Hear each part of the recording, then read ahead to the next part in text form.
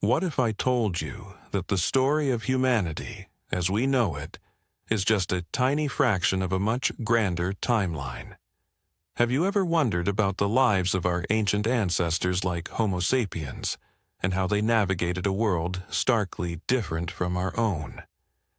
Can you imagine a time when the first seeds of culture and community were sown, long before the rise of cities and empires?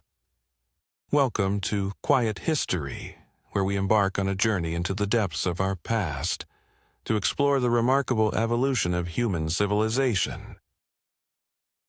Friends, be sure to subscribe to my Quiet History channel, and leave a comment of at least 7 words.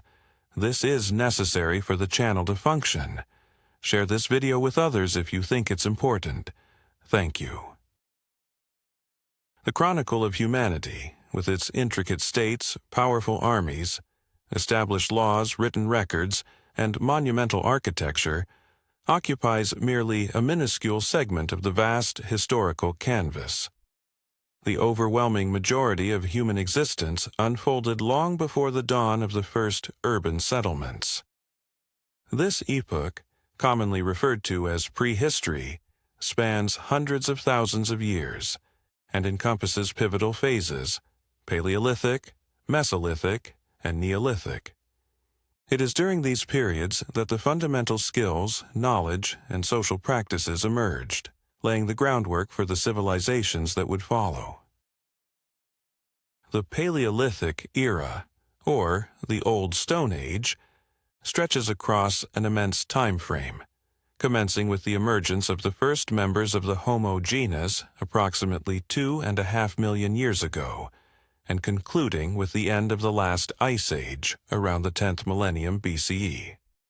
Homo sapiens, the wise human, emerged around 300,000 years ago in Africa and gradually ventured into the Old World, first into Asia and then into Europe. Throughout the Paleolithic Age, humans lived in conditions akin to those of the animal kingdom. They were nomadic, hunting and gathering fruits, roots, and eggs while utilizing rudimentary stone tools. Sheltering in caves or simple structures, these early people exhibited a gradual sophistication in their social lives. They banded together in groups, cared for the sick and elderly, buried their dead, adorned their bodies, and created cave paintings and ritualistic artifacts. Such behaviors hint at the early development of culture and religious consciousness. Notable archaeological sites, such as the Cro-Magnon settlements in France, the famed Lascaux Cave with its striking depictions of bulls and deer, and the enigmatic Paleolithic Venuses, figurines with exaggerated forms likely symbolizing fertility, offer glimpses into this ancient world. As we transition into the Mesolithic era, which spans the 12th to the 10th millennia BCE, we witness significant changes.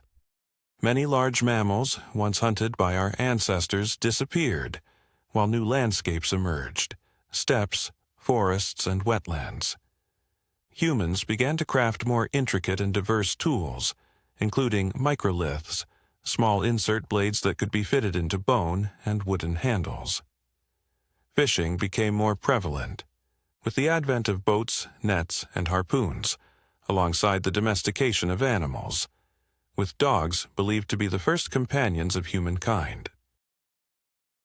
However, it was during the Neolithic period, which began around 8,000 years ago in the Fertile Crescent, a region encompassing modern-day Israel, Palestine, Lebanon, Syria, Iraq, and southeastern Turkey, that humanity took a decisive leap forward.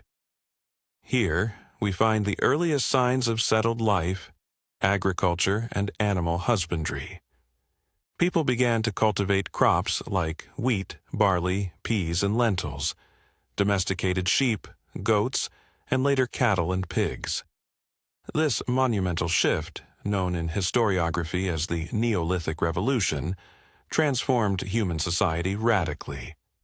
The primary distinction between agricultural societies and hunter-gatherer groups lies in the newfound ability to produce food independently, allowing for the creation of surpluses, the support of larger populations, and the establishment of permanent settlements. Life took on a more predictable rhythm, yet new challenges emerged, such as the need to protect crops, manage resources, and organize collective labor. It was during this period that the first villages began to appear. One of the earliest known settlements of this nature is Jerf el-Ahmar in northern Iraq, where inhabitants resided in rectangular houses with mud brick walls, cultivated grains, and raised livestock. An even more sophisticated and impressive settlement is Çatalhöyük in Anatolia, present-day Turkey, dating back to the 7th millennium BCE. Here, homes were closely clustered with outdoors, interconnected through rooftops. Inside these dwellings, altars, frescoes, and sculptures indicated a rich religious life and cultural expression. Simultaneously, in Europe, the Trypillian culture emerged, covering regions of modern Ukraine, Moldova, and Romania. Trypillian settlements often reached vast sizes, spanning up to 100 hectares.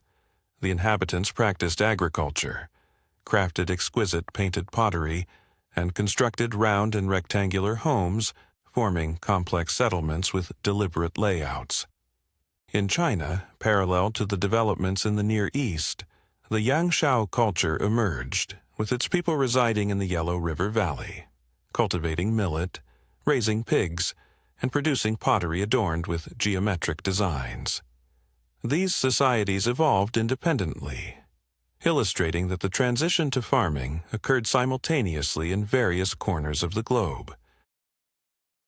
Thus, in the Neolithic, we witness the nascent forms of phenomena that would come to define civilizations: productive economies, sedentary lifestyles, population growth, social stratification, religious practices, architectural advancements, and labor specialization.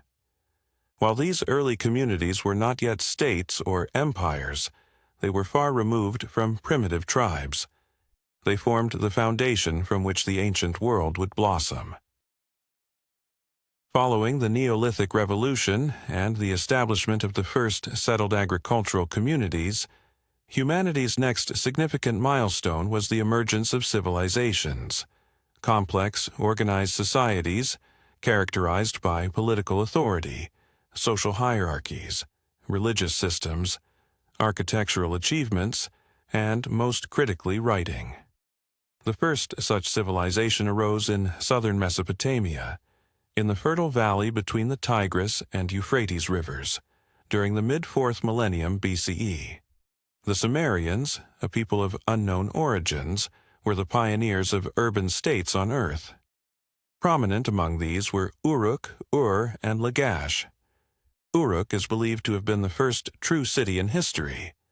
By the late 4th millennium BCE, its population ranged from 20 to 50,000 inhabitants, making it the largest settlement of its time. Within Uruk, there were temples, storerooms, workshops, public squares, and administrative buildings. It was here, around 3,300 years before the Common Era, that the first writing system in history, cuneiform, was developed. The earliest written symbols were simple pictograms representing goods, animals, and quantities. They were primarily employed for economic record-keeping, documenting grain supplies, ration distributions, and tax records. Over time, these symbols evolved, becoming more complex, morphing into logograms and syllabic scripts. The writing was inscribed on clay tablets using a reed stylus, which resulted in the characteristic wedge-shaped appearance of the characters. The advent of writing marked a turning point in history. Information could now be not only communicated but also preserved for generations. The political structure of Sumerian city-states consisted of independent entities, each with its ruler, known as a lugol, a temple, and a patron deity. These cities engaged in warfare, formed alliances, and competed for resources and influence. At the heart of these societies was the temple, serving as both a religious and economic hub, wielding significant power and influence.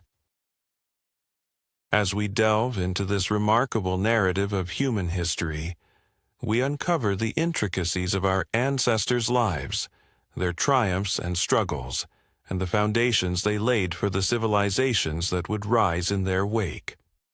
Join me on Quiet History as we continue to explore the fascinating tapestry of our past, one thread at a time. What if I told you that some of the most powerful empires in history crumbled due to a combination of climate disaster and the wrath of the gods?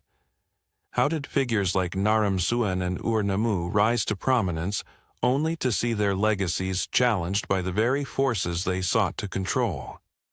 And what lasting impact did the Akkadian Empire have on the civilizations that followed? Let's dive into the compelling narrative of ancient Mesopotamia, where power, religion, and environment intertwined in dramatic ways.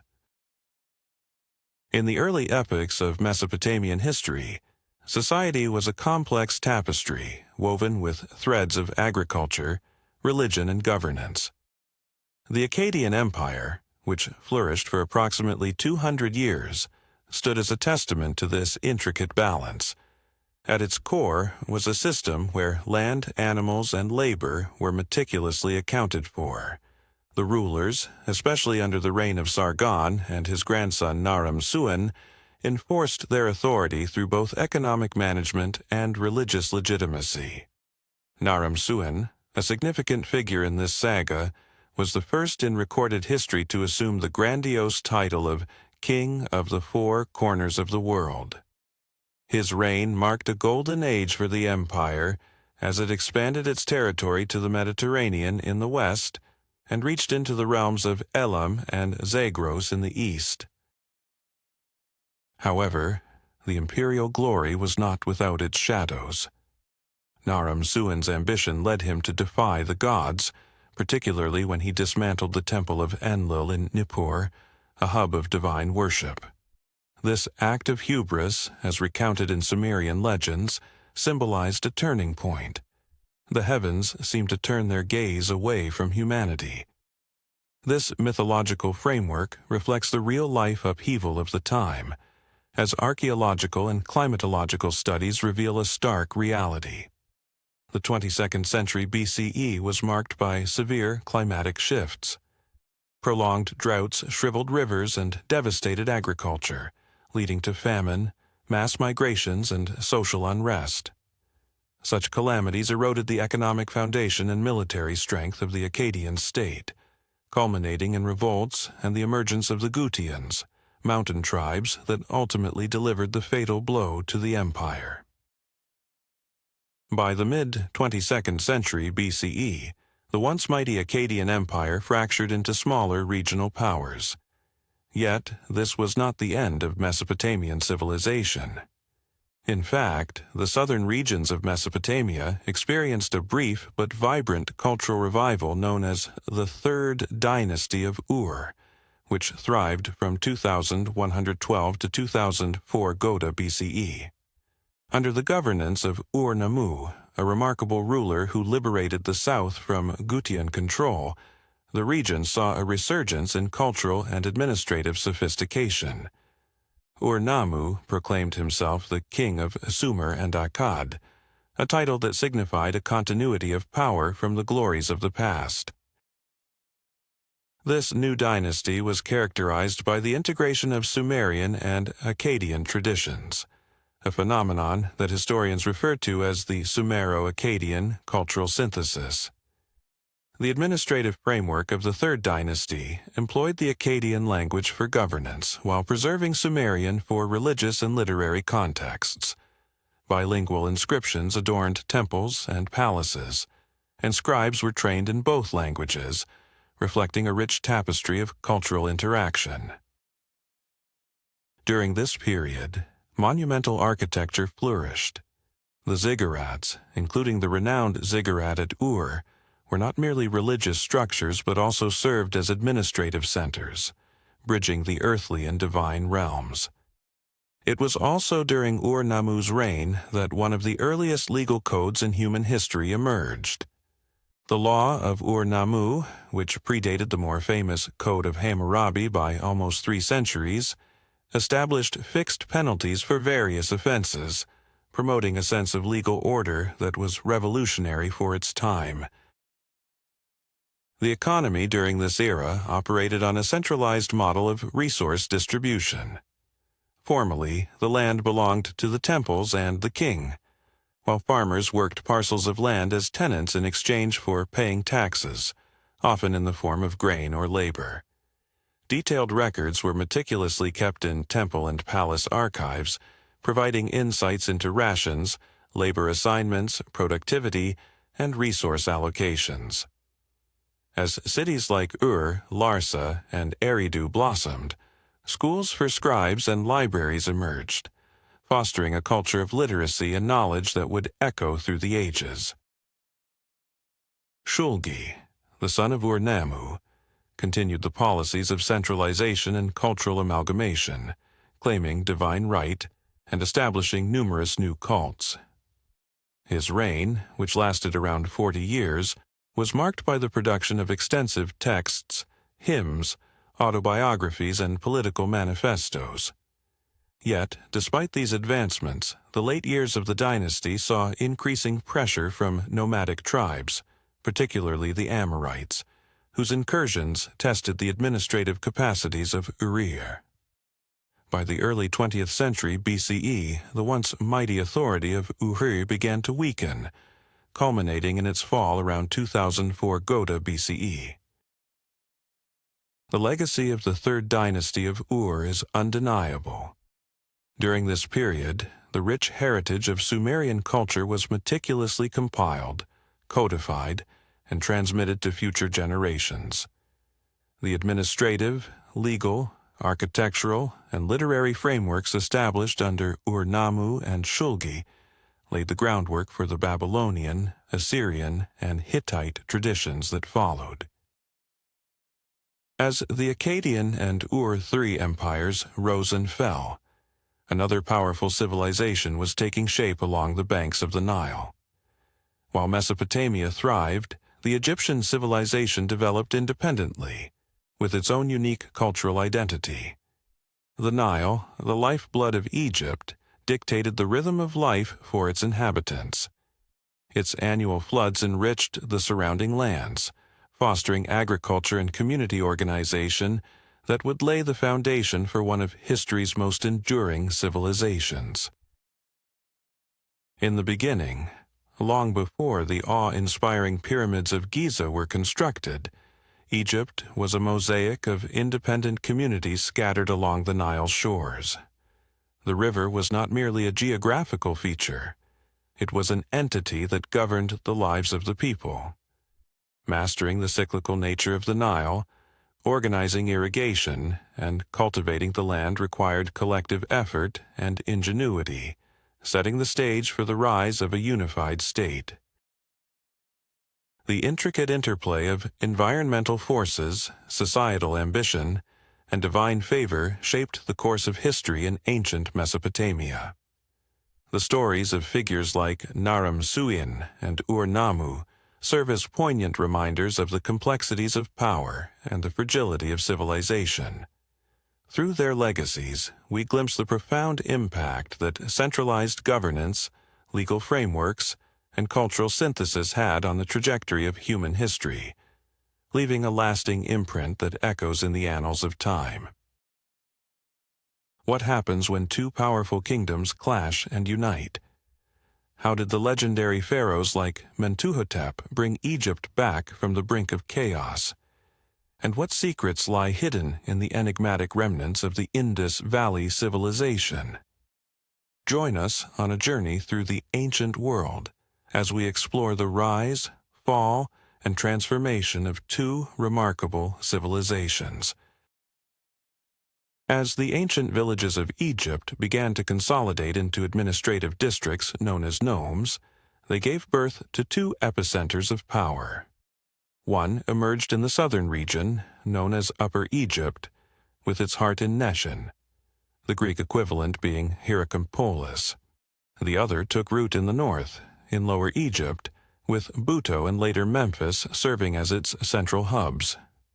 The merging of these two kingdoms not only revolutionized logistics and resource distribution, but also laid the groundwork for a sophisticated network of governance throughout the land. During this transformative period, writing and hieroglyphics evolved into essential tools of state control. Although the image of the pharaoh is often associated with opulence and eternal life, the reality of Egypt during this time was a society deeply embedded in a structured social framework. Here, hard work, loyalty, and order were not mere ideals but fundamental aspects of daily existence. It was within the context of the Old Kingdom that the myths and values that would come to define Egyptian culture for the next 2 millennia began to take shape.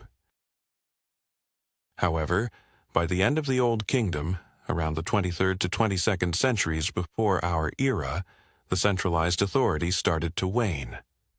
This decline was driven by a myriad of factors: internal dynastic disputes, economic challenges, potential droughts and crop failures, as well as the growing power of local nobility in the nomes, who increasingly began to operate independently of the pharaonic central authority.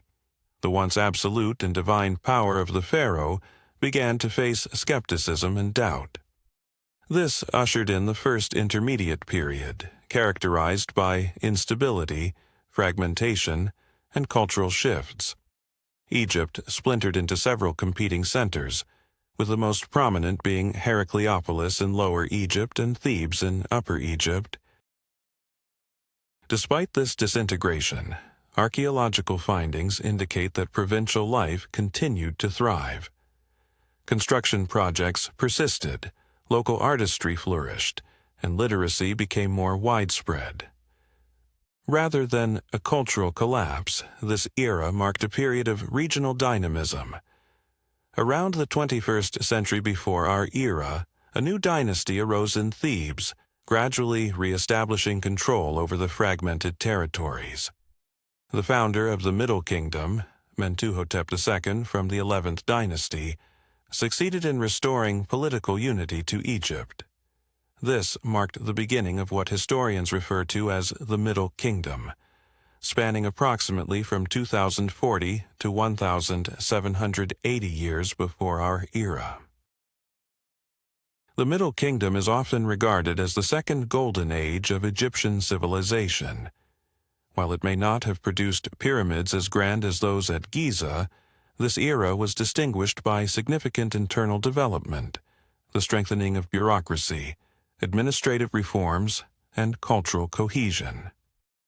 The pharaohs of the Middle Kingdom were particularly invested in provincial development, constructing forts, roads, and irrigation channels, and building temples and tombs beyond the borders of Memphis. The center of power shifted decisively to Thebes, which emerged as the religious capital of the nation. A notable transformation during this period was the growth of the bureaucratic system. The administration evolved from being a mere extension of the pharaoh's will to a stable and professional structure. Scribes, officials, managers, and administrators of both military and temple affairs became part of a new Egyptian elite. It was these figures who increasingly found representation in sculptures, reliefs, and inscriptions.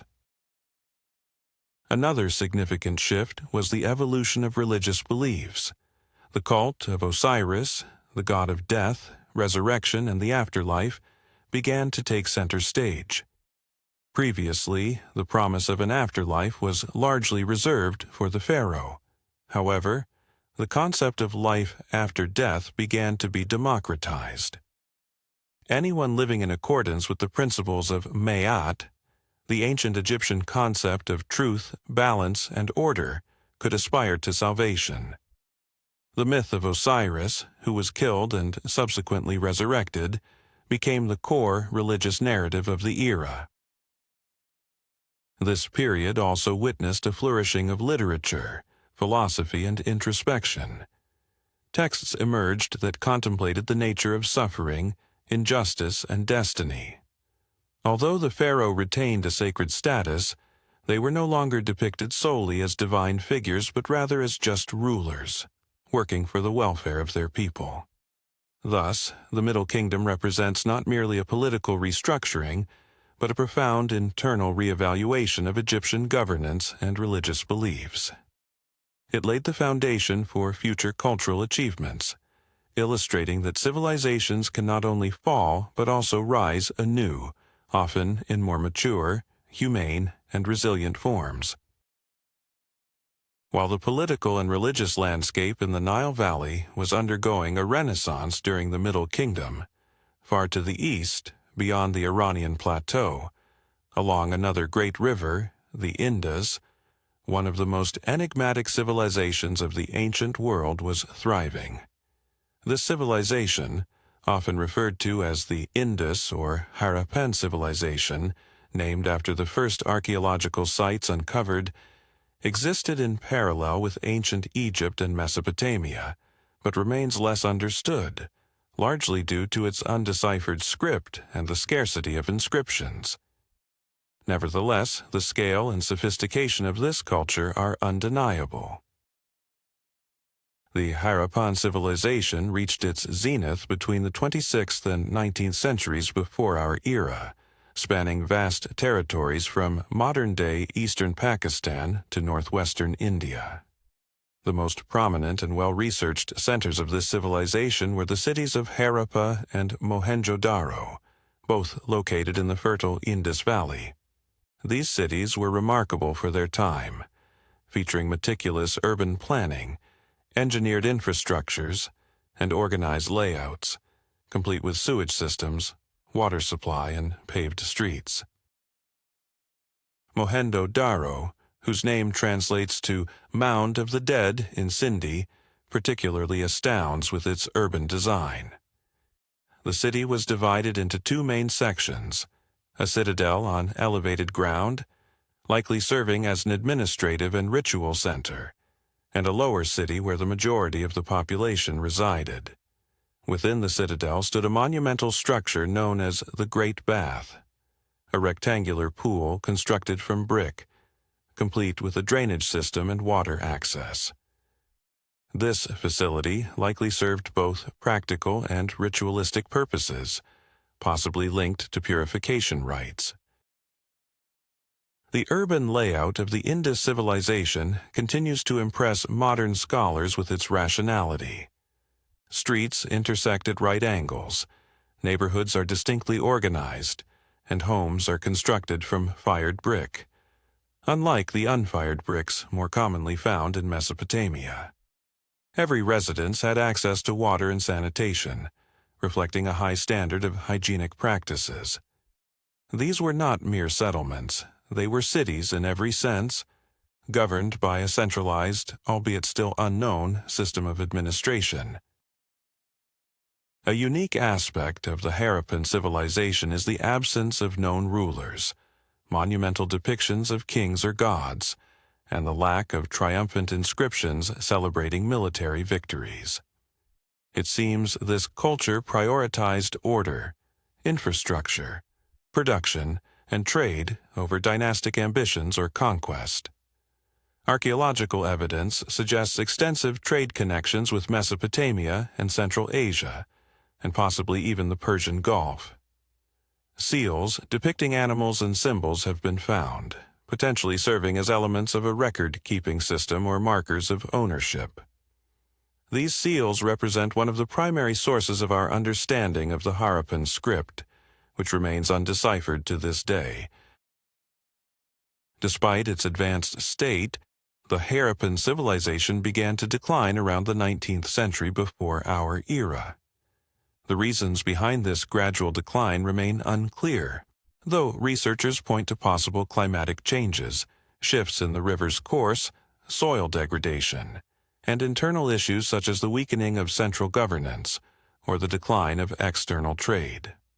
Unlike the catastrophic collapses seen in Mesopotamia and Egypt, the decline of this civilization unfolded more slowly, as cities were abandoned and production diminished. This rich narrative of the rise, consolidation, and eventual decline of these ancient civilizations not only reveals the complexities of human societies, but also emphasizes the intricate tapestry of history that shapes our understanding of the past. As we uncover these stories from the annals of time, we invite you to reflect on the legacies that continue to influence our world today. Have you ever wondered what secrets lie beneath the ruins of ancient civilizations? What does the legacy of the mighty Inca civilization tell us about human ingenuity?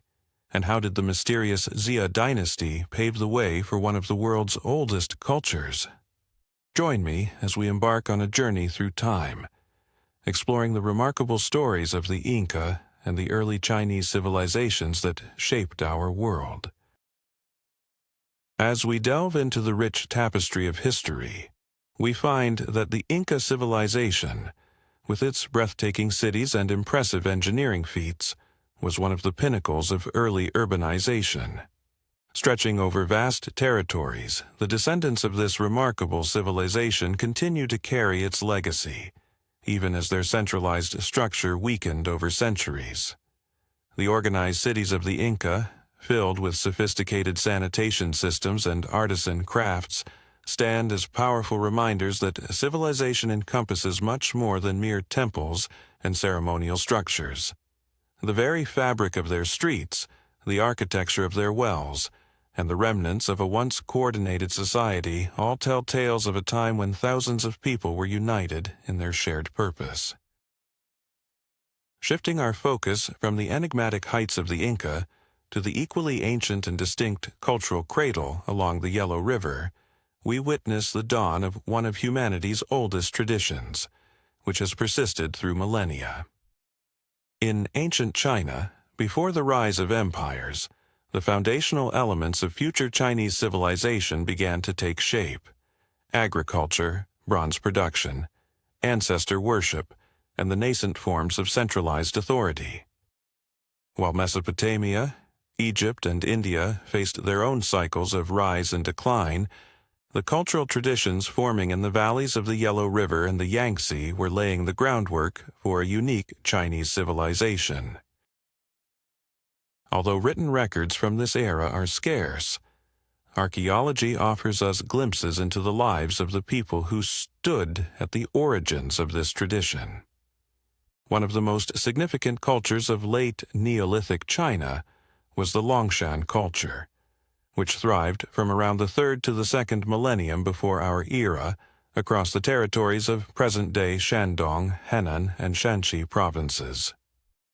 This society had already mastered organized agriculture, actively utilized pottery, including the delicate eggshell thin black ceramics that astound with their elegance and precision. The Longshan people cultivated millet, raised pigs, and employed oxen as draft animals, all while building fortified settlements with rammed earth walls and moats. Archaeological findings reveal evidence of social stratification, with burials containing precious items, bronze artifacts, and jade, indicating the emergence of elite classes.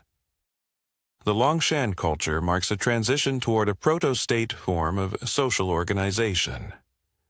Elements of centralization can be observed, such as ancestor worship, ritual pits, and sacrificial offerings.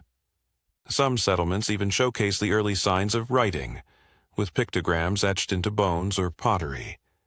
While these do not yet form a complete writing system, they indicate a burgeoning attempt to record information in sacred symbols. According to some scholars, the legendary Xia dynasty may trace its roots back to Longshan. This dynasty is often regarded as the first in traditional Chinese historiography. Accounts of the Xia can be found in later chronicles, such as the Book of Documents and the Bamboo Annals. The historicity of the Xia dynasty is still a matter of debate. Archaeological evidence supporting its existence is limited, suggesting that it may represent an idealized memory of early forms of governance. However, excavations at Erlitou dating back to the transition between the 3rd and 2nd millennia before our era, provide compelling grounds to believe in the existence of an early centralized society, capable of constructing palace complexes, producing bronze vessels, and managing labor resources. Early too is frequently associated with the Xia, not only due to the timeline, but also because of the nature of the artifacts found there. We see evidence of planned urban layout, the remnants of palaces, bronze items, and burials with jade, all pointing to a complex society with emerging hierarchies, ritual practices, and possibly the earliest elements of centralized governance. Thus, while the Xia dynasty may not yet be fully confirmed archaeologically, the notion of an early centralized society in China around the turn of the 2nd millennium before our era is increasingly acknowledged. This period marks a transition as China emerges from the Neolithic Age, stepping into the Bronze Age, laying the foundations for its governmental and spiritual traditions. Central to these traditions is ancestor worship, the sacred nature of authority, and the aspiration for an orderly universe, concepts that would remain significant in Chinese culture for centuries to come. Next, we encounter a pivotal chapter in ancient Chinese history, the Shang dynasty, a reality not shrouded in myth but validated by extensive archaeological discoveries. This marks a time when China stands firmly on the historical stage, with written records, material evidence, architectural remnants, and unmistakable signs of a complex state system. Circa the 16th century before our era, the first undeniably confirmed state in Chinese history emerged in present-day Henan province, the Shang dynasty, also known as the Yin dynasty. This was no longer a proto-state.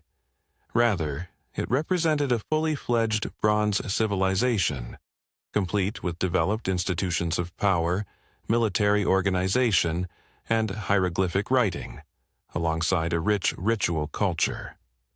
One of the hallmark technological achievements of the Shang period was the art of bronze casting, which reached astonishing levels of complexity. Not only were ritual vessels crafted from bronze, but also weapons, axes, spears, daggers, and arrowheads, underscoring the significance of warfare and centralized resource mobilization. The production of bronze demanded intricate labor organization, from ore extraction to casting, involving hundreds of skilled artisans. Craftsmen utilized modular clay molds, allowing for highly detailed items, including inscriptions, ornate designs, and depictions of animals and ancestors. Many such artifacts served not only practical purposes but also held sacred significance. Yet, the most remarkable legacy of the Shang era lies not in the bronze artifacts themselves, but in the divination bones, which represent the earliest written sources in Chinese history. These artifacts, made from cow bones and turtle shells, were inscribed by priests with inquiries directed toward ancestors and spirits concerning weather patterns, harvests, warfare, and the health of the king. After ritual heating, cracks would appear, and interpretations were made based on these fissures, with the results recorded alongside the questions. These inscriptions, an early form of Chinese characters, provide a unique window into the lives, thoughts, and political structures of this era. Crucially, the use of divination bones underscores the rigid centralization of power and its sacred nature. Only the royal dynasty had the right to pose questions to the spirits and document their responses in written form, merging both priestly and royal roles into a unified governance mechanism where authority held both political and religious significance. At the heart of this state was a city institution, commonly referred to as Yin, hence the alternative name for the dynasty.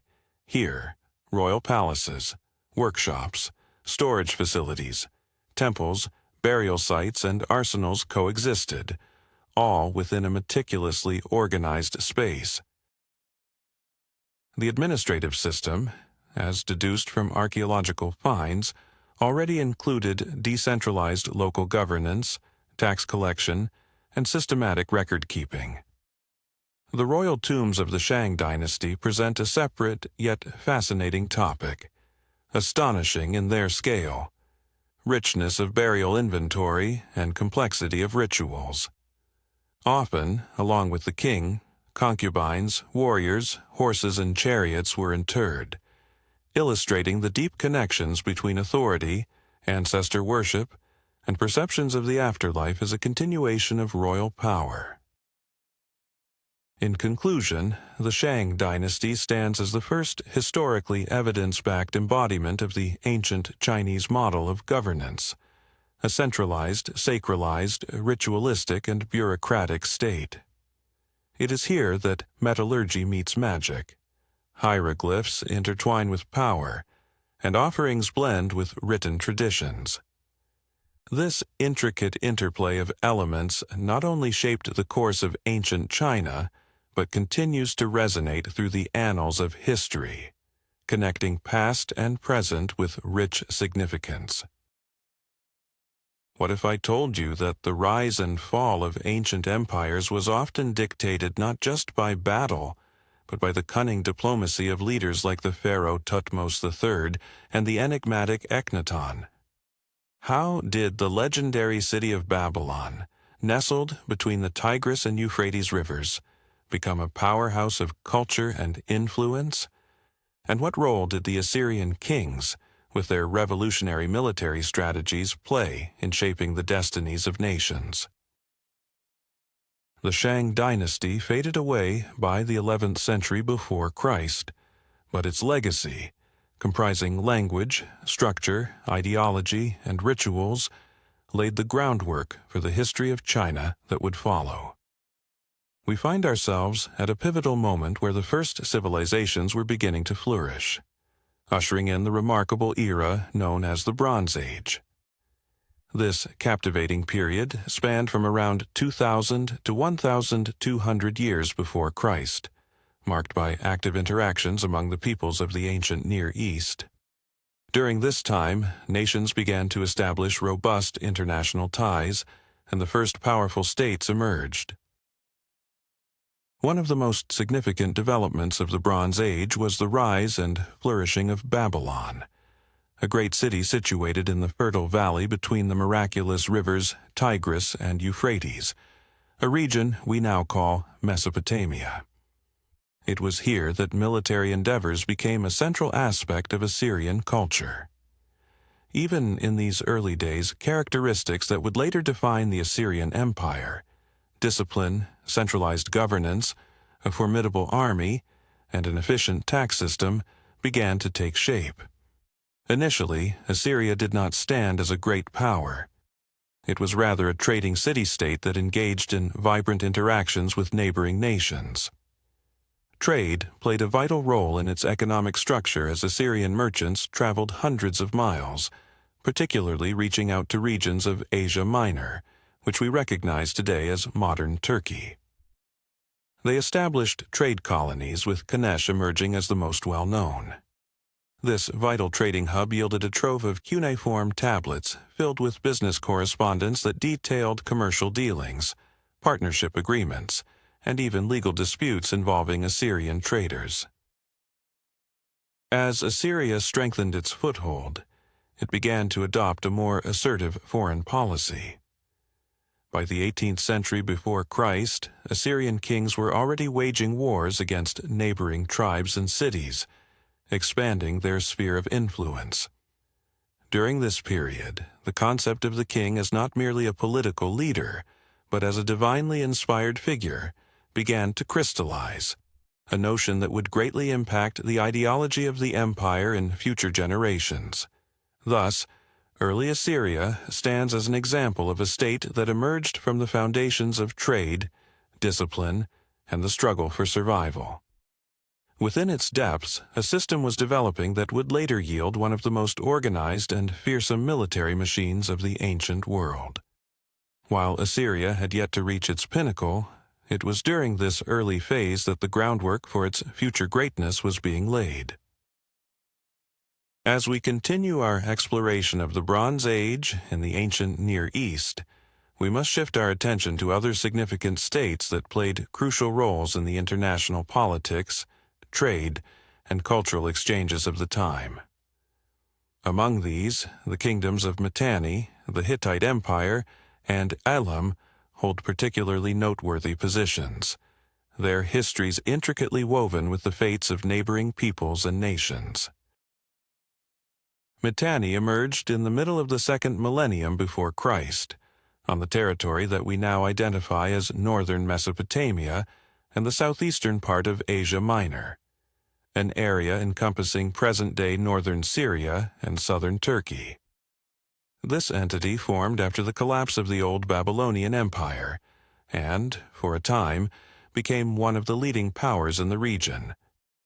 The Mitanni people, an Indo-European group likely related to the Hurrians, were renowned for their military prowess, particularly their cavalry. Their light chariots, often manned by 2 drivers and an archer, represented a revolutionary advancement in warfare. They competed vigorously with Egypt and the Hittite Empire for influence over Syria and Palestine. What is particularly fascinating is Mitanni's active role in the diplomacy of the era. Archaeologists have uncovered letters from the Amarna archive, which reveal the diplomatic correspondence between pharaohs and other rulers of powerful states. In these letters, the kings of Mitanni engaged in intricate negotiations, arranged marriages with Egyptian princesses, and took an active part in the international political landscape. The Hittite Empire, on the other hand, rose in central Anatolia, within the borders of modern Turkey, around the beginning of the second millennium before Christ. This was the first civilization to extensively utilize iron, even while still in the Bronze Age, and it became famous for its bronze weaponry and well-organized military. The Hittite capital, the city of Hattusa, was fortified with imposing walls and adorned with temples and palaces.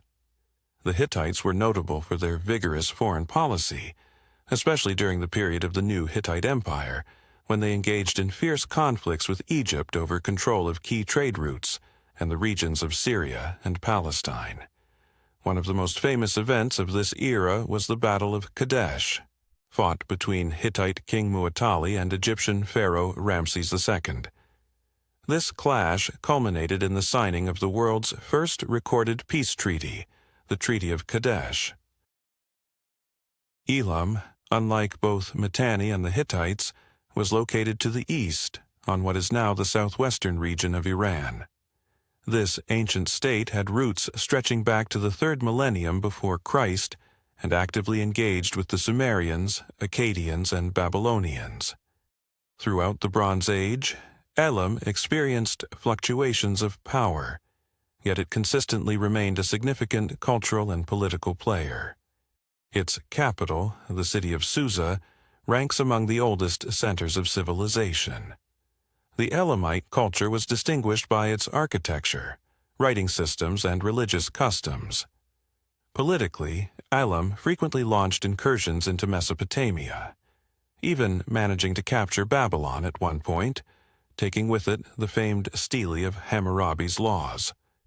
The Elamites navigated a complicated web of diplomacy, and although it never solidified into an empire in the classic sense, it wielded considerable influence over the regional political maneuvers throughout the Bronze Age. In conclusion, the kingdoms of Mitanni, the Hittite Empire, and Elam stand as vibrant examples of the diversity and intricate political landscape of the Bronze Age Near East. Each played a unique role in shaping the future of civilizations, paving the road toward a new epoch in history, the Iron Age. As we delve deeper into the civilizations of the Bronze Age, we shift our focus to one of the most distinguished and impactful cultures of that time, the ancient Egyptians during the New Kingdom. It was in this period, between 1550 and 1070 years before Christ, that Egypt reached the zenith of its political, military, and cultural power, establishing itself as the dominant force in the eastern Mediterranean. The new kingdom commenced with the expulsion of the Hyksos, West Semitic tribes that had seized parts of Egypt during the Second Intermediate Period. The victory over them belonged to Pharaoh Ahmose I of the Theban dynasty, who initiated the 18th dynasty and restored national unity. From this point, Egypt entered an era characterized by aggressive expansion, reform, and flourishing development. Among the most notable rulers of the 18th dynasty was Thutmose III, who reigned during the mid-15th century before Christ. After a prolonged regency by his stepmother, Hatshepsut, he ascended to the throne and conducted no fewer than 17 military campaigns in the Levant. In the famous Battle of Megiddo, he triumphed over a coalition of Canaanite princes, subsequently allowing Egypt to secure control over territories extending all the way to the Euphrates River. Under Thutmose III, Egypt achieved its maximum territorial expansion in its entire history. The next significant chapter in the history of the New Kingdom is tied to the figure of Akhenaten, previously known as Amenhotep IV, who ruled in the mid-14th century before Christ. He is remembered as a reformer and the first pharaoh to advocate for monotheism, centering the worship around the solar deity Aten. Akhenaten moved the capital to a city he constructed, Akhetaten, which we now recognize as Amarna. He rejected the traditional worship of Amun and imposed bans on conventional religious practices, transforming the spiritual landscape of ancient Egypt. As we unravel the intricate tapestry of these ancient civilizations, we uncover the threads of power, culture, and conflict that have shaped the very essence of human history. The legacies of leaders and empires from this era continue to echo through time, reminding us of the complexities of our past and the indelible impact of their actions on the world we inhabit today. What if I told you that the iconic image of pharaohs, their regal spouses, and divine symbols was once overshadowed by a revolutionary new style? How did a young boy king like Tutankhamun, who ruled for barely a decade, become a global sensation centuries later? And what mysterious forces led to the sudden collapse of advanced civilizations like the Minoans and Mycenaeans? Join me on this intriguing journey through the rich tapestry of ancient history, where art, politics, and mystery intertwine. During the era we are exploring, a strikingly new artistic style emerged, shifting away from the canonically idealized representations of the past. Instead, we see depictions replete with realism, capturing the intimate scenes of family life, including the famous imagery of the pharaoh alongside his wife, Nefertiti, and their children. This period also highlighted the symbolic significance of the sun disk, a representation of divine power. However, following the death of the revolutionary Pharaoh Akhenaten, these religious reforms were swiftly rejected, and traditional beliefs were reinstated.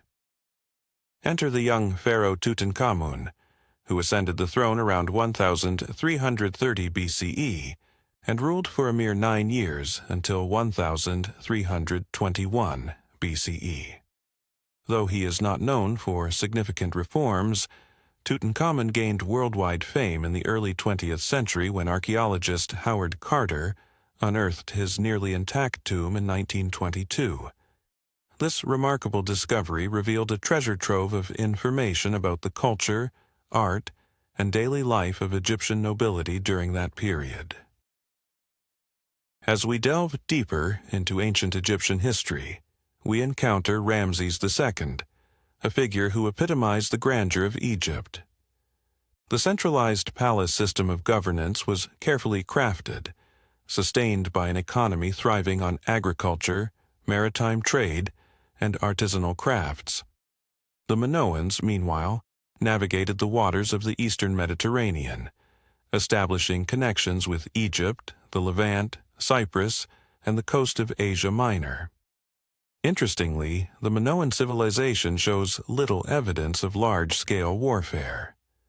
Archaeological findings reveal an absence of fortified walls on Crete, and weapons are rarely unearthed, suggesting a culture characterized by peaceful coexistence.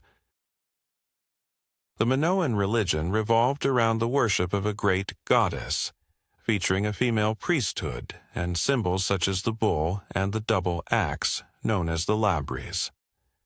Many scholars propose that this very culture gave rise to myths that would later evolve into Greek legends about labyrinths, the Minotaur, and King Minos himself. The Minoans utilized a form of script known as Linear A, which remains undeciphered to this day. This script was primarily employed for economic and religious records. Around the middle of the 15th century BCE, disaster struck Crete. Catastrophic events led to the destruction of palaces and the burning of numerous settlements.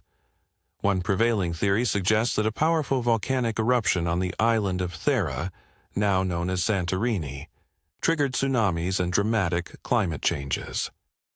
Although Crete was not entirely abandoned, the Minoan culture gradually lost its autonomy, with new influences from the mainland Kenyans shaping their restored palaces.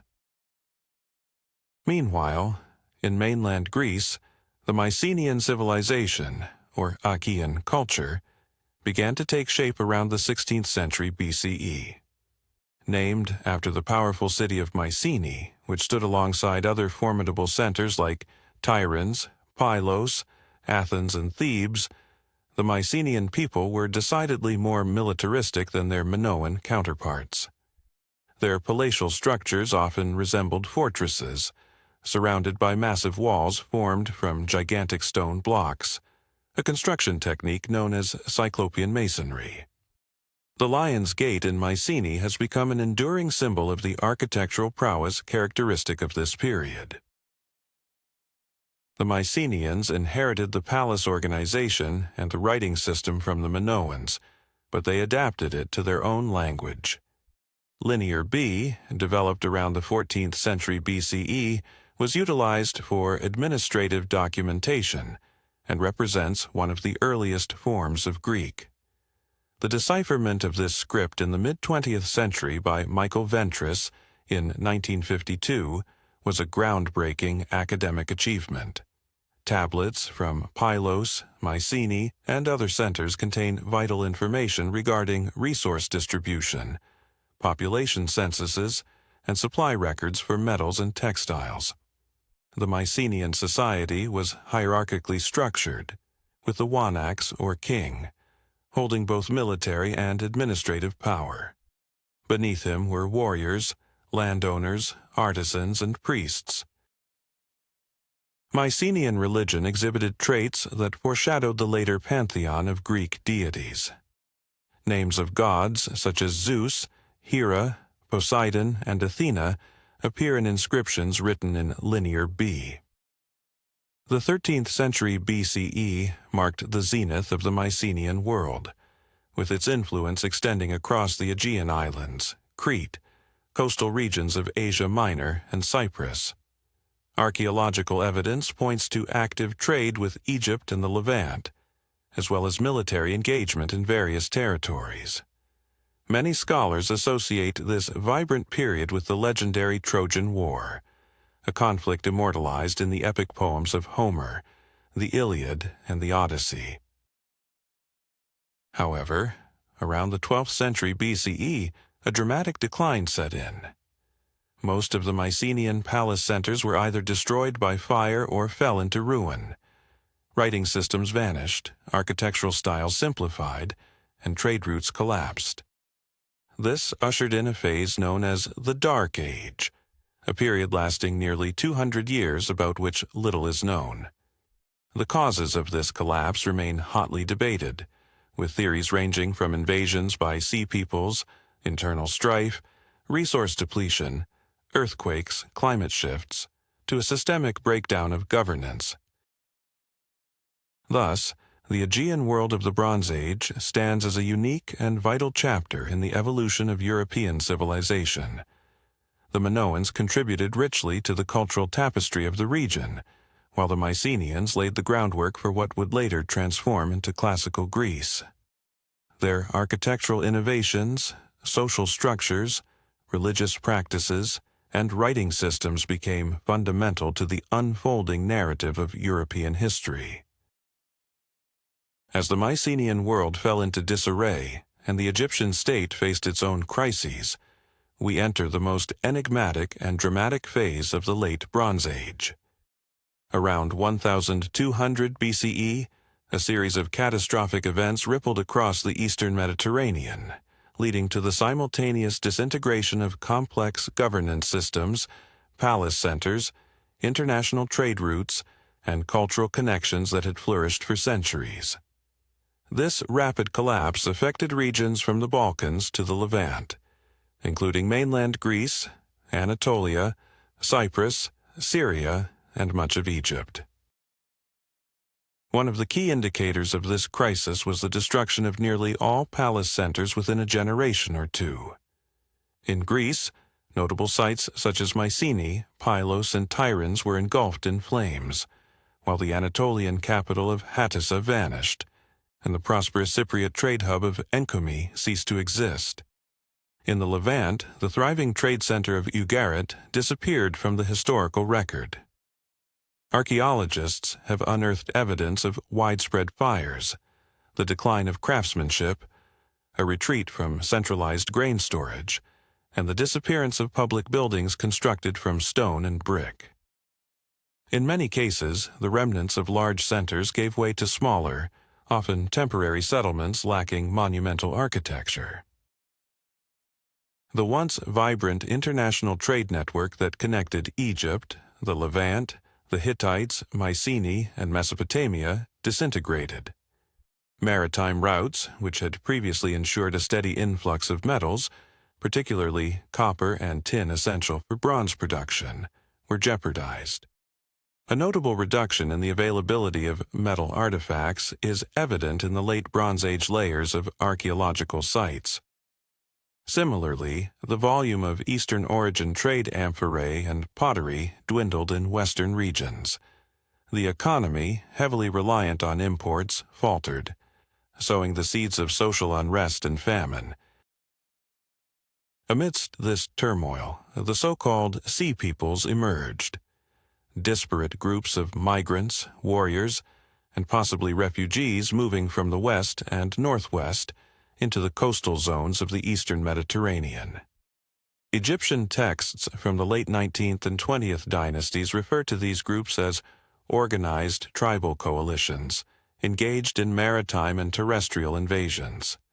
Among them were the Sherdan, Peliset, Shekelesh, and others. Some of these groups may have settled within the territories of fallen states, like the Peliset, who would later be known as the Philistines along the southern coast of Canaan. One of the most notable encounters during this tumultuous period will leave an indelible mark on history. As we unravel this intricate narrative, we'll explore the profound implications of these events that shaped ancient civilizations, inviting you to ponder the fragility of power and the relentless march of time. What if I told you that the mighty Egyptian empire, under Pharaoh Ramses III, faced a catastrophic decline despite its victories? What led to the downfall of the Assyrian Empire, once a beacon of power and innovation in the ancient world? And how did a leader named Nebuchadnezzar II rise from the ashes of Assyria to establish a new empire that would leave an indelible mark on history? The story begins around 1,170 years before our era, as the Egyptian army and navy successfully repelled a major invasion by the so-called Sea Peoples. Artistic depictions in the Temple of Medinet Habu at Thebes vividly illustrate the fierce battles that took place, showcasing the Egyptians' prowess in utilizing both chariots and naval forces. However, despite these military victories, Egypt gradually lost its influence in Asia, and its foreign policy shifted to a defensive posture, focusing solely on protecting its borders. The repercussions of this period were catastrophic. Over the following centuries, written languages vanished, temple and administrative architecture weakened, and population numbers dwindled across most regions. In material culture, there was a distinct regression towards handmade ceramics and simpler tools, as well as a return to primitive agricultural practices. In certain areas, such as mainland Greece, stone construction came to a standstill, giving way to wooden buildings that left little behind for archaeologists to uncover. This monumental shift ushered in what we now refer to as the Dark Ages. Yet, this was not a total obliteration of culture. Within the small states of the 12th century before our era, significant developments were taking place. During this time, the Assyrian Empire began to thrive under a policy of aggressive expansion and governmental reform, laying the groundwork for its transformation into a formidable empire. Successors such as Adad, Neriglissar II, Tiglath-Pileser III, Sargon II, Sennacherib, Esarhaddon, and ultimately Ashurbanipal relentlessly expanded the boundaries of the state. Under the reign of Tiglath-Pileser III, the Assyrian Empire implemented sweeping administrative reforms. The system of vassal kings was replaced with direct governance over provinces, a regular taxation system was established, and standardized military supplies were introduced. During this era, the systematic relocation of conquered peoples played a crucial role in both consolidating power and facilitating cultural assimilation. The Neo-Assyrian Empire reached its zenith during the later part of the 8th century and the early 7th century before our era. Assyrian forces conquered vast territories stretching from the Zagros Mountains to the Persian Gulf, and from the Caucasus to the eastern Mediterranean.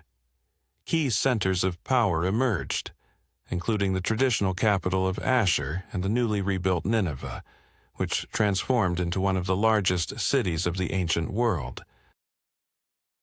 Under the reigns of Sennacherib and then Esarhaddon, Nineveh blossomed into a political, cultural, and economic hub of the empire.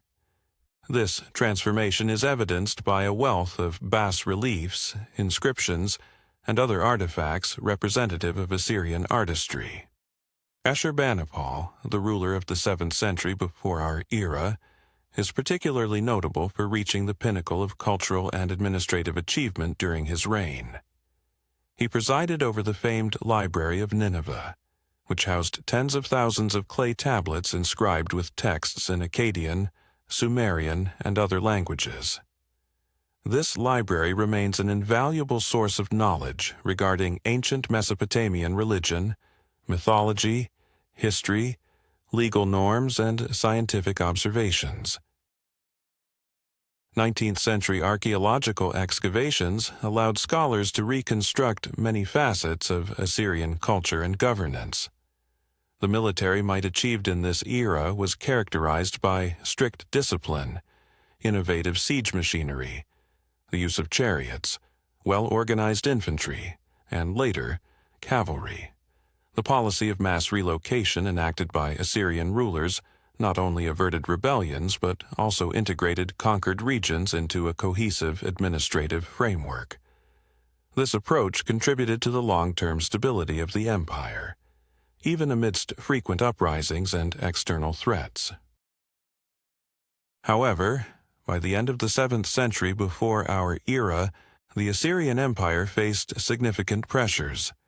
Internal discord, prolonged warfare, and ongoing military campaigns drained the state's resources. External forces, particularly the Medes and Neo-Babylonians, joined forces to deliver a devastating blow. In 612 years before our era, Nineveh fell and was razed, and by 609 years before our era, the last bastion of the Assyrians fell. these events mark the end of one of the earliest examples of a powerful, centralized empire, leaving behind a rich legacy in governance, military strategy, architecture, and culture. The influence of the Assyrian legacy continued to resonate through subsequent civilizations. Assyrian administrative models, military technologies, and artistic traditions found their echoes in the Babylonian, Achaemenid, and Roman empires. The Assyrians were the first to demonstrate how the systematic organization of power, the integration of diverse peoples through mass relocations, and effective governance of conquered territories could serve as a foundation for a multi-ethnic empire capable of enduring for centuries. Following the fall of the Assyrian Empire, a new geopolitical landscape emerged in the Near East. Central Mesopotamia, once a province of Assyria, became the focal point of a struggle among various claimants to the legacy of the shattered state. It was within this context that the Neo-Babylonian kingdom, also known as the Chaldean state, emerged, existing from 626 to 539 years before our era. The kingdom was founded by Nabopolassar, a Chaldean leader who spearheaded a rebellion against Assyria in southern Mesopotamia. His uprising began around 626 years before our era and swiftly garnered support from the Medes, particularly their king Cyaxares.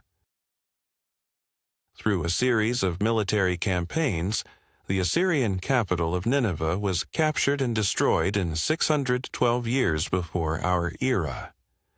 The last remaining stronghold, the city of Haran, fell in 609 years before our era, thus concluding the saga of the Assyrian Empire and allowing the rise of the Neo-Babylonian kingdom.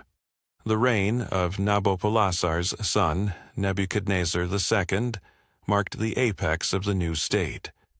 He ascended to the throne in 605 years before our era, following a decisive victory at the Battle of Carchemish, where the Babylonians defeated the Egyptians and remnants of the Assyrian forces. This triumph ensured the Neo-Babylonian kingdom's dominance over all of Syria and Palestine, effectively sidelining Egypt from the Near Eastern stage. Nebuchadnezzar II ruled for nearly 43 years, during which he conducted a series of extensive military campaigns. In 597 years before our era, he besieged and captured Jerusalem, taking King Jehoiakim captive and transporting him to Babylon along with a portion of the population. Following another uprising in Judea in 586 years before our era, he finally destroyed Jerusalem and the First Temple, leading to the deportation of tens of thousands of Jews. This period is etched into Jewish history as the Babylonian exile, profoundly impacting the religious and cultural identity of the Jewish people. Beyond his military conquests, Nebuchadnezzar was also known as a patron of urban development and scholarly pursuits. His reign was characterized by monumental construction projects in Babylon, which was fortified with double walls, reinforced towers, and grand gates. Among the city's renowned structures were the Ishtar Gate, adorned with blue-glazed bricks featuring reliefs of lions, bulls, and dragons. The city was further embellished with canals, bridges, temples, and vast palace complexes. According to ancient sources, it was during Nebuchadnezzar's rule that the famous Hanging Gardens of Semiramis were constructed, although historians continue to debate their actual location and existence. The scientific and religious life of the Neo-Babylonian kingdom also reached remarkable heights, as the Chaldeans made significant advancements in astronomy and mathematics, impacting future generations. Thus, the legacy of this remarkable period in history continues to intrigue and inspire, reminding us of the complex tapestry of human civilization that has shaped our world today. What happens when a king loses his grip on power? How does the tradition of celestial observation evolve into an astronomical legacy that shapes entire civilizations? And why did the last ruler of Babylon, Nabonidus, stir controversy by reviving ancient lunar worship while neglecting the veneration of Marduk? These questions lead us into a fascinating exploration of the ancient world, where the rise and fall of empires were intertwined with religious beliefs, astronomical advancements, and shifting political landscapes. In ancient temples, priests meticulously observed celestial bodies, recording the movements of planets and eclipses. These observations became the foundation for astronomical tables and calendars, which would later influence both Hellenistic and Islamic science. Meanwhile, mathematics flourished, particularly in geometry and land measurement calculations. The legal norms that originated from the Code of Hammurabi continued to function, albeit adapted to the changing political climate. However, after the death of Nebuchadnezzar II in 562 BCE, a slow decline began to envelop the Babylonian state. His successors lacked both the charisma and political acumen of the great king, leading to frequent palace coups and a troubling turnover of rulers that weakened centralized authority. In the final decades of Babylon's reign, Nabonidus emerged as a particularly intriguing and controversial figure. Ascending to the throne in 556 BCE, he sought to revitalize the worship of the moon god Sin, potentially at the expense of the traditional worship of Marduk. This shift incited the ire of the powerful priesthood, illustrating the tension between personal belief and societal expectations. During this tumultuous period, the influence of the Persian Empire began to loom larger, with figures like Cyrus the Great eventually playing pivotal roles in the region. In the midst of these dynamics, the Egyptian priests continued their rituals in honor of Osiris and Ra, while Babylonian priests celebrated the Akitu festival in tribute to Marduk. The personal faith of the rulers also began to intersect with Zoroastrianism, the teachings of the prophet Zoroaster, which emerged in Iran around the end of the second millennium and the beginning of the first. According to this religion, the world served as a battleground between light and darkness, truth and falsehood. The supreme god, Ahura Mazda, was synonymous with truth, order, and wisdom. Darius the Theorist proudly proclaimed himself king by the will of Ahura Mazda, emphasizing in his inscriptions, particularly at Behistun, that his authority was sanctioned not only by heritage but also by divine right. The culture of the Achaemenid Empire was a rich tapestry woven from Persian, Median, Babylonian, Elamite, Egyptian, Greek, and other traditions. This cultural amalgamation was vividly reflected in the architecture of its capitals, such as Pasargadae, Ecbatana, Susa, and most notably Persepolis. Persepolis, a grand palace complex initiated under Darius, became a symbol of imperial grandeur. The halls adorned with towering columns reaching heights of over 20 meters, along with a multi-tiered staircase embellished with reliefs showcasing delegations from various peoples of the empire, from Scythians to Ethiopians, and from Indians to Lydians, brought the splendor of the empire to life. Yet, such a vast empire could not avoid conflicts with external forces. In the west, the Greek city-states of Asia Minor, once part of Lydia, became a growing threat after falling under Persian control. By 500 BCE, the Ionian Revolt erupted, marking a series of Greek uprisings against Persian authority. Following the suppression of this rebellion, Darius III sought to punish mainland Greece for its support of the insurgents. In 490 BCE, the Persian army landed at Marathon, only to suffer a staggering defeat at the hands of the Athenians. A decade later, under Xerxes I, Persia attempted a second invasion.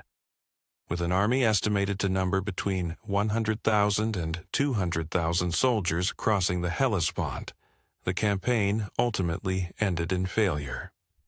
The heroic defense by the Greeks at Thermopylae and the naval clash at Salamis forced the Persians into retreat, halting their expansion into Greece.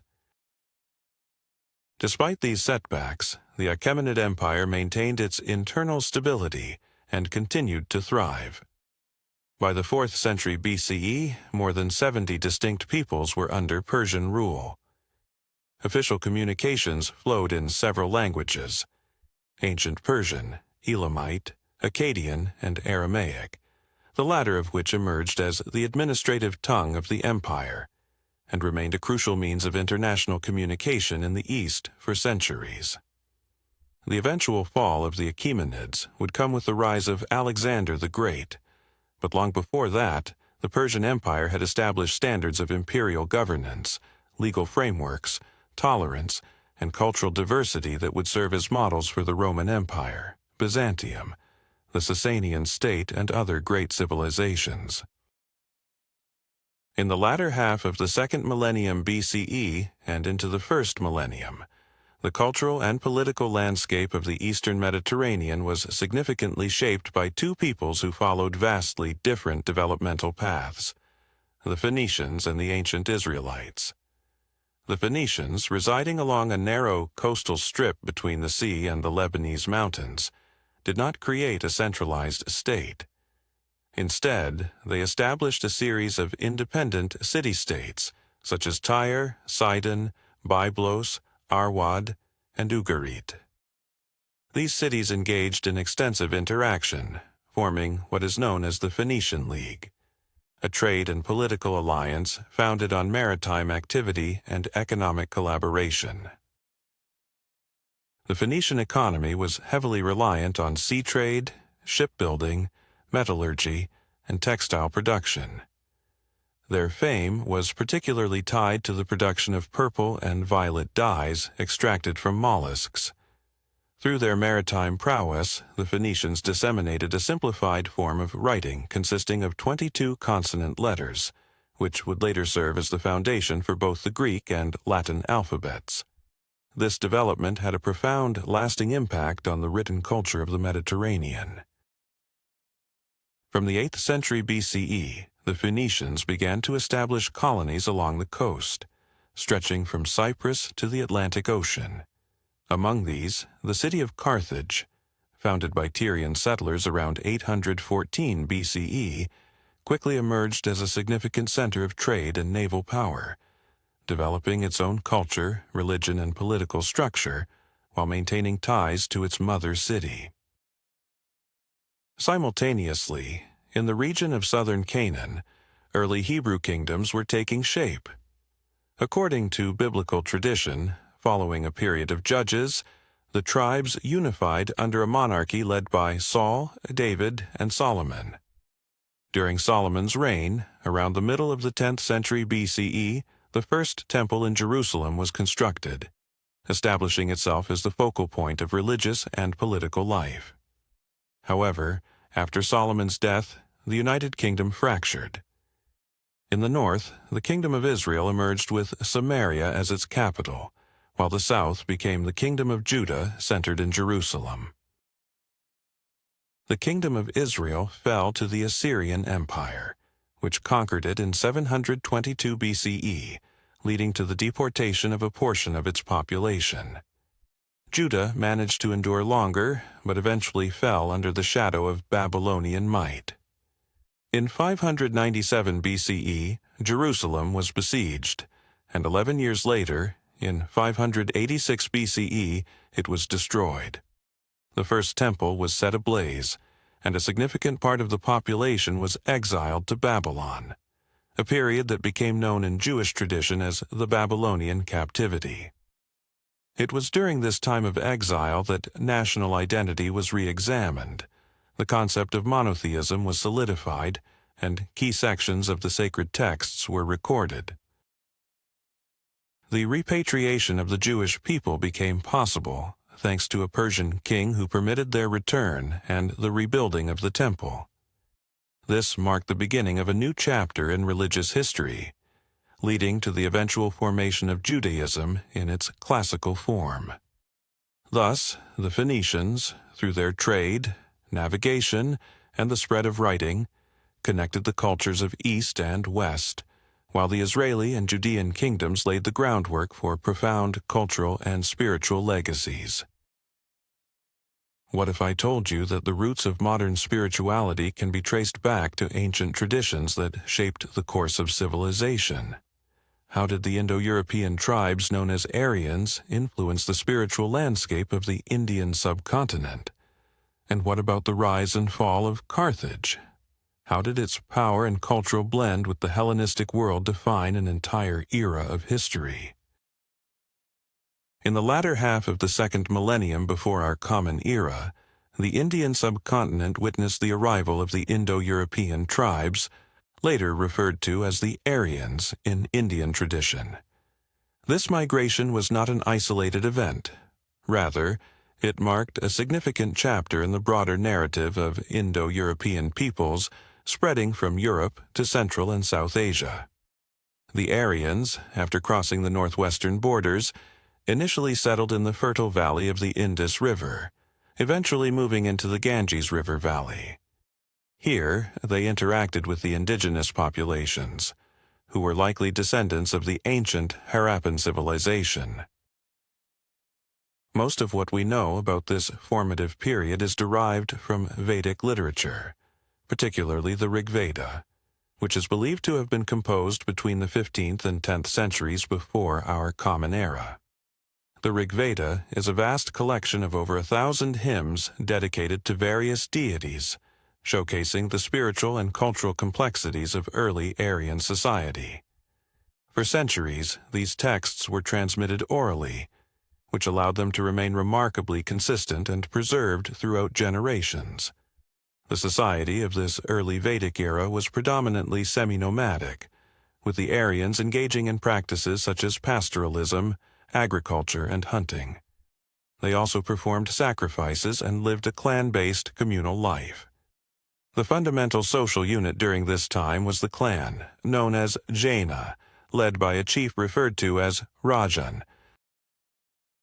Meanwhile, in the Mediterranean, a significant power was rising. Carthage, founded by settlers from the Phoenician city of Tyre around 814 before our common era, began as one of many trade colonies established for the interests of Phoenician merchants and navigators. However, due to its strategically advantageous location on the North African coast and control over critical maritime routes between the East and West, Carthage quickly evolved beyond its original dependency on the mother city. By the 6th century before our common era, it had emerged as an economically and politically independent entity, forming a vast trading empire that extended across the shores of North Africa, the southern part of the Iberian Peninsula, the Balearic Islands, Sardinia, Corsica, western Sicily, and select ports along the Gallic coast. Carthage's economic strength was rooted in maritime commerce, metallurgy, craftsmanship, and agriculture, particularly the development of irrigated agriculture in the surrounding areas. Carthaginian agronomists left behind treatises on agriculture, the most notable being the work of Magon, an agronomist from the 4th century before our common era, which was later translated into Greek and Latin. The trade networks of Carthage reached as far as the British Isles and the Atlantic coast, showcasing its extensive influence. The city boasted a formidable navy, with hundreds of ships docked in its harbors. One of the remarkable features of Carthaginian shipbuilding was the presence of multi-level docks that allowed for rapid repairs and armament of the fleet. Carthage's political structure resembled an oligarchic republic, where supreme power was shared between two elected magistrates known as suffet, who acted in tandem. A council of elders, called the Gerousia, and a popular assembly existed, although the latter's role diminished over time. Real power was concentrated in the hands of a few wealthy families, such as the Barcids and the Magonids, which allowed for stability but hampered quick responses to external threats. The religious practices of Carthage retained their Phoenician heritage, with the chief deities being Baal, Haman, and Tanit. Controversies surrounded the practice of child sacrifice, with archaeological findings in Tophets, specialized ritual zones, containing urns with remains of infants and animals. This evidence has led ancient authors to accuse the Carthaginians of barbaric rites. However, modern scholars continue to debate whether these practices were regular rituals or simply burials of those who died from natural causes. Starting in the 5th century before our Common Era, Carthage entered into intense rivalries with various Greek city-states, particularly Syracuse on the island of Sicily. These conflicts persisted for generations, depleting resources on both sides.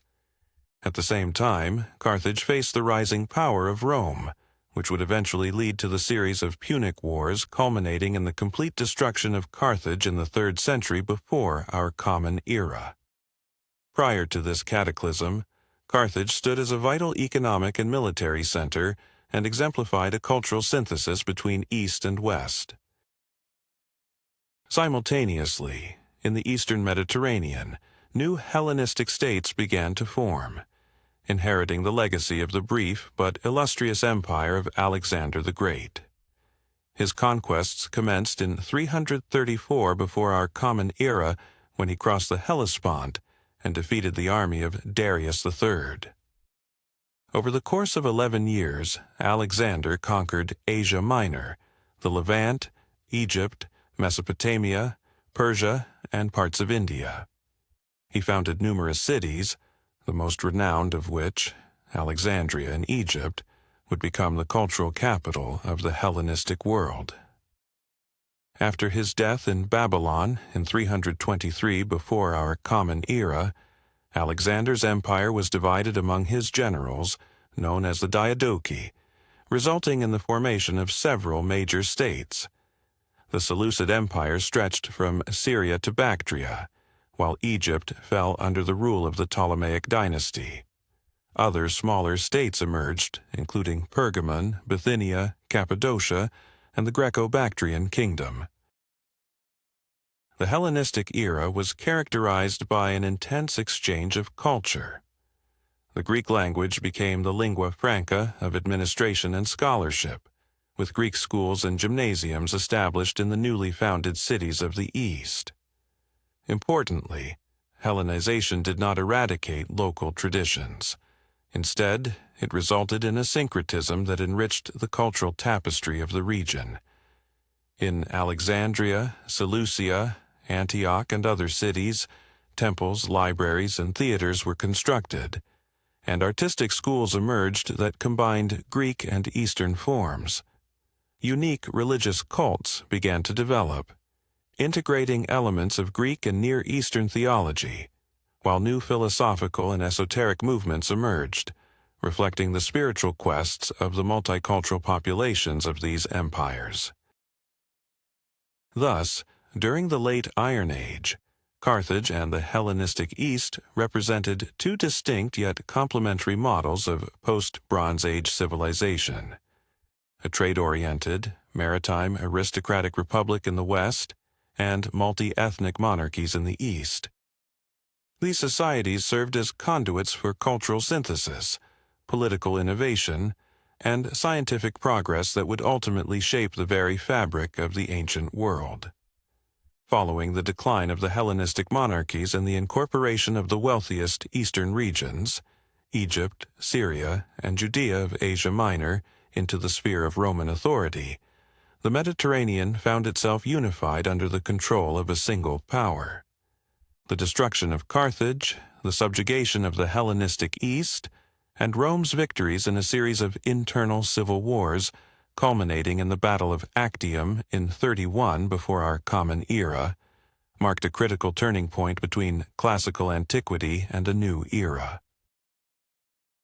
This period, which historians refer to as Late Antiquity, spans more than 4 centuries, from the last quarter of the 1st century before our Common Era until the final collapse of the Western Roman Empire in 476 of the Common Era. A pivotal moment in the political landscape of the Roman world was the establishment of the personal power of Octavian, the adopted heir of Julius Caesar. What does it take to unite an empire that once dominated the known world?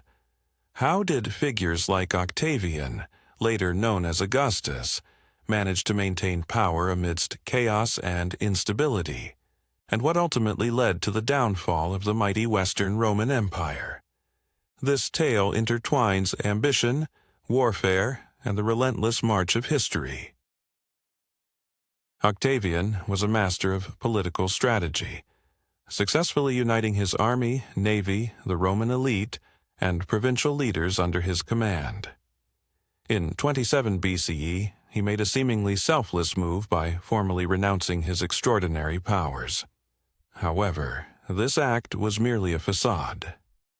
From the Senate, he received the revered title of Augustus and the authority to govern vast provinces. Thus began the Principate, a unique compromise blending republican institutions with the reality of monarchy. The emperor wielded supreme military command, controlled finances, appointed governors and magistrates, and held significant religious duties. Augustus's reign became the bedrock for stabilizing and revitalizing a state that had been ravaged by decades of turmoil. He implemented crucial reforms in the military, capping its size at around 25 legions and creating a professional army with a structured service and pension system. Notably, he established the Praetorian Guard, an elite force that served as his personal bodyguard. The provinces were reorganized into imperial and senatorial territories, and the tax system was standardized for efficiency. For the first time, a regular census was conducted, enhancing the capabilities of civil service, while the road infrastructure underwent significant development. Simultaneously, Augustus promoted the revival of temples, traditional cults, and moral values, positioning himself as a champion of ancient Roman virtues. The era from the 1st century to the early 3rd century CE is often regarded as a golden age for the empire. Under emperors such as Tiberius, Claudius, Vespasian, Trajan, Hadrian, Antoninus Pius, and Marcus Aurelius, the territory of Rome reached its zenith. At its height during Trajan's rule, the empire stretched from the windswept hills of Scotland to the warm shores of the Persian Gulf, and from the Rhine and Danube rivers to the distant reaches of Africa. This period not only shaped the fate of Europe, but also marked a significant turning point for the East. However, beneath the surface of relative stability, growing challenges were brewing. Increasing pressures on the borders, internal contradictions, economic disintegration, and demographic shifts gradually eroded the very foundation of the Western world. It was during this time that one of the most significant movements in Eurasian history began: the Great Migration of Nations. Starting in the late 4th century, especially after the year 376, when vast numbers of Goths crossed the Danube seeking refuge within Roman territory, a cascading flow of migrations commenced. Initially, the Romans attempted to integrate these incoming tribes by granting them the status of federates, alliances with specific military obligations. Yet the weaknesses of the administration, alongside widespread corruption and tensions between the indigenous population and the newcomers, gave rise to armed conflicts.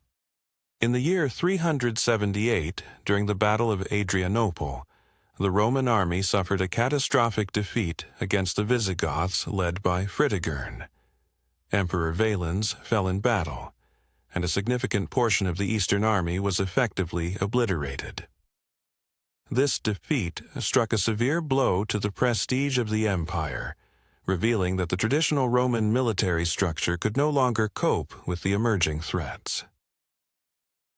The Visigoths continued their advance through the Balkans and eventually invaded Italy. In the year 410, under the command of Alaric, they captured Rome, marking the first time in 8 centuries that the Eternal City succumbed to plunder. This shocking event reverberated throughout the Roman world and symbolized the collapse of the old order. The Visigoths later settled in what is now modern France and Spain, establishing their own kingdom.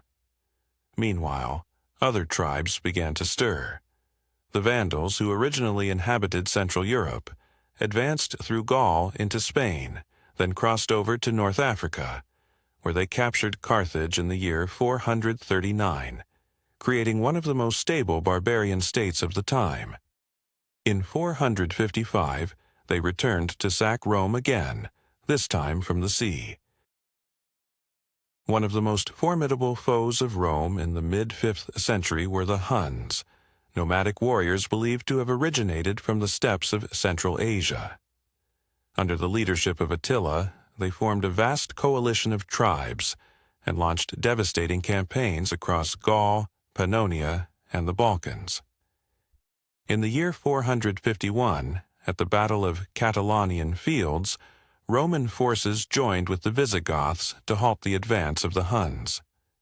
Although Attila died a few years later, and his empire quickly fragmented, his campaigns left an indelible mark on the memory of the European world.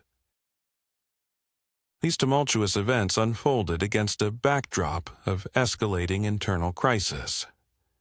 Following the death of Theodosius I in 395, the Roman Empire was officially divided into eastern and western halves, governed by his sons Arcadius and Honorius. The Eastern Empire, with its capital in Constantinople, boasted a more robust administrative structure and resource base. In contrast, the Western Empire, centered in Ravenna, gradually lost control over its provinces, and imperial authority weakened. By the mid-5th century, barbarian tribes had come to dominate nearly all of the former Roman territories in the west. The Visigoths ruled in Spain and southern Gaul, the Franks in northern Gaul, and the Vandals in Africa, while the Ostrogoths began their movement toward Italy. The empire increasingly became a mere symbolic construct. Emperors were appointed and deposed by barbarian generals.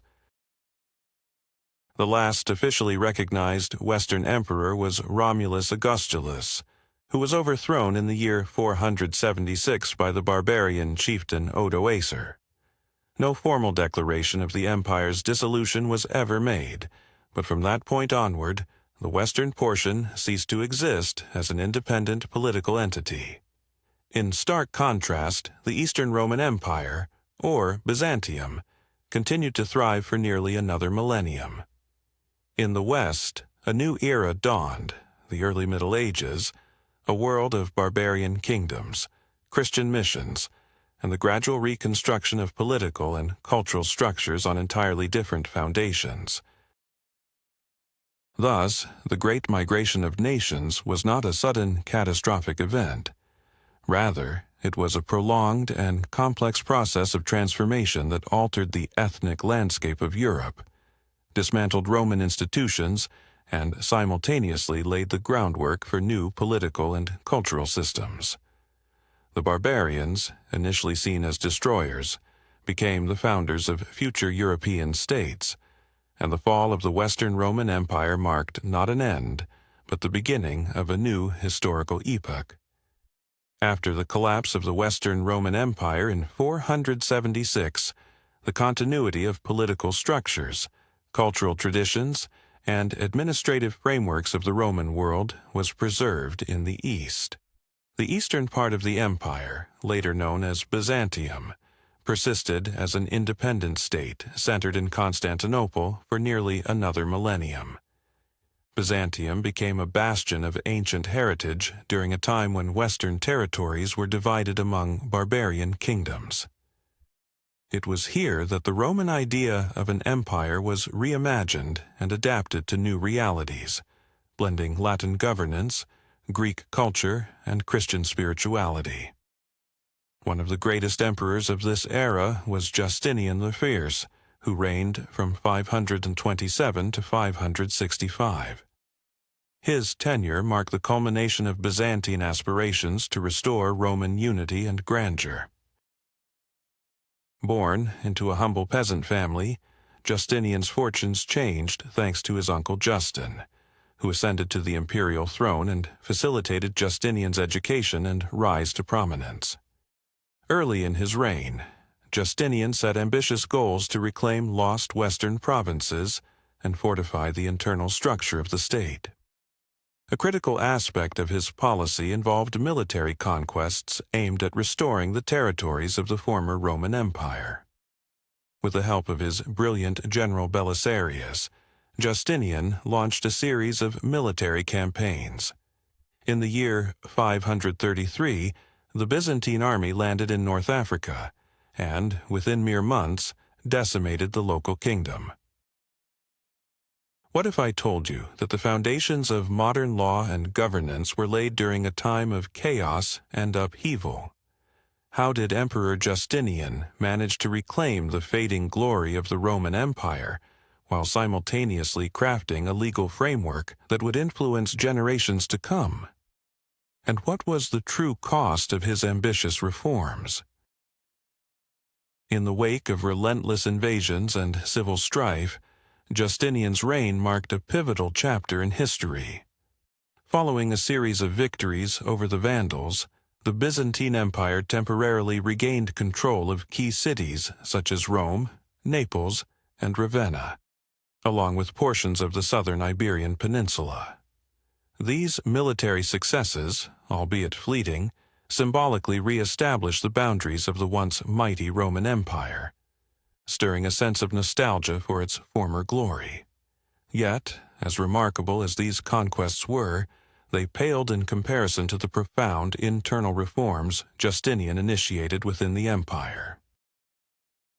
One of Justinian's most enduring legacies is undoubtedly the codification of Roman law, a monumental achievement that reshaped legal systems across Europe.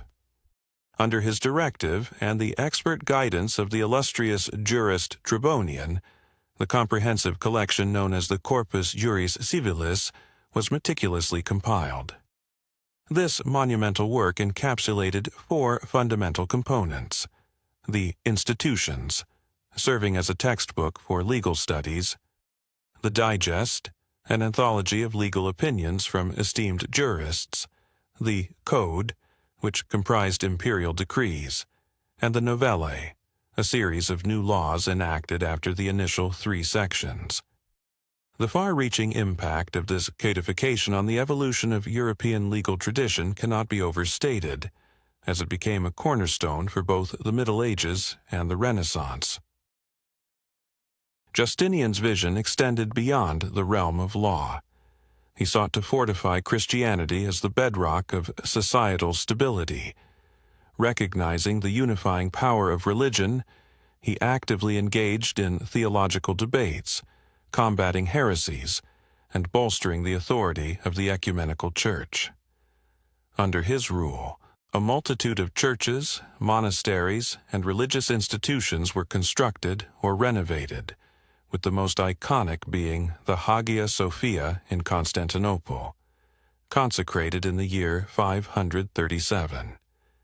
Its soaring dome, intricate mosaics, and grand proportions transformed it into a symbol of Byzantine artistry and the spiritual might of the emperor. However, Justinian's reign was not without its trials. In the year 532, the capital erupted in the Nika riots, fueled by discontent with high taxation and governmental corruption. This violent uprising threatened to unseat the emperor and destabilize his reign. Justinian's ability to quell this unrest underscored the precarious balance he maintained between power and public sentiment. The transition from antiquity to the Middle Ages should not be perceived as a sudden catastrophe, but rather as a complex and gradual process. Despite the ravages of war, plagues, and social upheaval, this era was marked by the institutional evolution of society. The vestiges of Roman governance, the Christian Church, artisanal traditions, and the rudiments of education and law were preserved, reimagined, and woven into the fabric of a new social order. Barbarian kingdoms adopted Latin literacy, Roman legal principles, and Christian morals, thereby becoming custodians rather than destroyers of Roman culture. Meanwhile, Byzantium continued the ancient legacy, interpreting it through an Eastern lens, while the Islamic world embraced and expanded upon the achievements of antiquity in philosophy, medicine, mathematics, and architecture. Thus, the saga of the ancient world is not merely a sequence of rises and falls, but a continuous journey of cultural development. It is within this rich tapestry that the foundational elements of our modern world were ingrained. Concepts of law, the value of education, the pursuit of order, the importance of literacy, the power of art, the responsibility of governance, and the quest for meaning in life. Understanding this legacy transcends mere historical knowledge. It is an invitation to appreciate our cultural depth and recognize the historical paths that have shaped our present. As we delve into the intricacies of this transformative period, we uncover not only the trials and triumphs of figures like Justinian, but also the enduring significance of their contributions to the world we inhabit today.